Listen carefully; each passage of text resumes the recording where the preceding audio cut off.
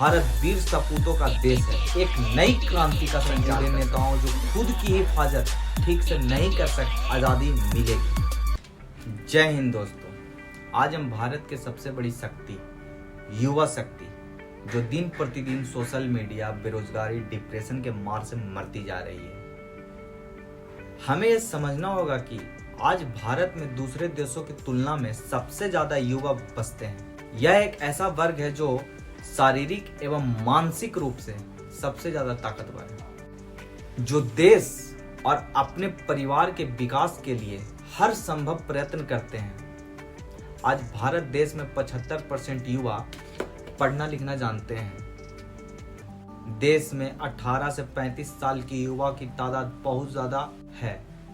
कुछ लोग इसे राष्ट्रीय संसाधन मान रहे हैं। अगर इन युवाओं को सही दिशा मिले तो ये संसाधन हैं, अन्यथा आक्रोश से भरी आबादी देश की नीति नियंत्रण के लिए मुसीबत बन सकती है। इन हालातों से लगता है देश खतरनाक मोड़ पर है। हमारी असली दिक्कत राजनीति में मध्य वर्ग के युवाओं का ना होना है। ब्रिटेन और पश्चिम देशों की बात करें तो वहाँ हालात अलग हैं।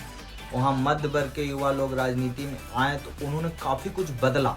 हमारे यहाँ मध्य वर्ग के लोग हर क्षेत्र में आगे आ रहे हैं सिवाय राजनीति के। राजनीति में लोकतंत्र के नाम पर वंश तंत्र ने जगह बना ली है।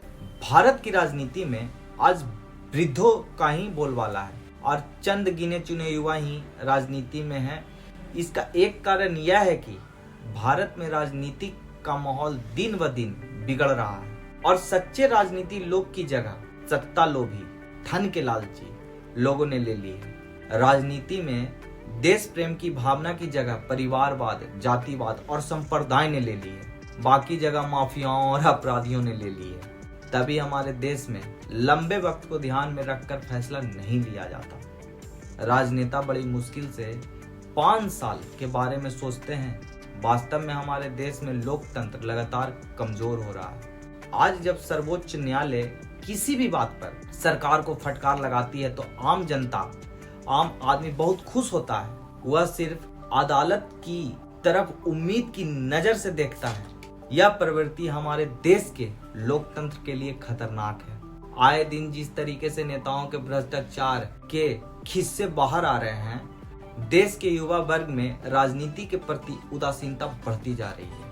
यहाँ तक कि भारत में वोट डालने के बाद युवा को अपने चुने हुए उम्मीदवार पर तक भरोसा नहीं होता। अब भारत की राजनीति में सुभाष चंद्र बोस, शहीद भगत सिंह, चंद्रशेखर आजाद, लोकमान्य तिलक जैसे युवा नेता आज नहीं होते हैं, जो अपने होश और जोश से युवा वर्ग के मन में एक नई क्रांति का संचार कर सके। लेकिन अफसोस, आजादी के बाद भारत में बूढ़े नेताओं जो खुद की हिफाजत ठीक से नहीं कर सकते हैं, तो युवाओं को क्या ही देशभक्ति या क्रांति की बात सिखाएंगे।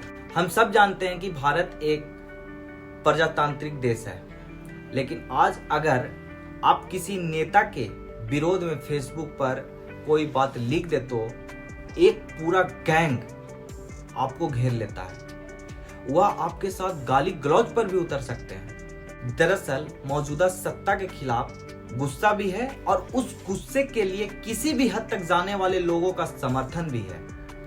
ऐसे में सिर्फ फेसबुक और ट्विटर पर जंग लड़ने का कोई फायदा नहीं।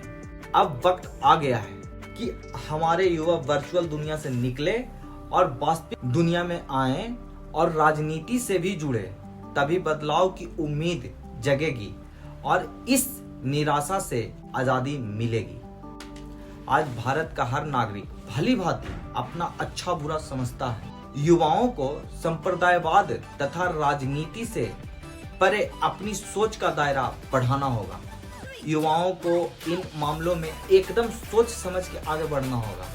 भारत का युवा वर्ग वाकई में समझदार है, जो सच में इन मामलों में एक है और खासकर युवा वर्ग राष्ट्र धर्म को सर्वोपरि मान रहा है।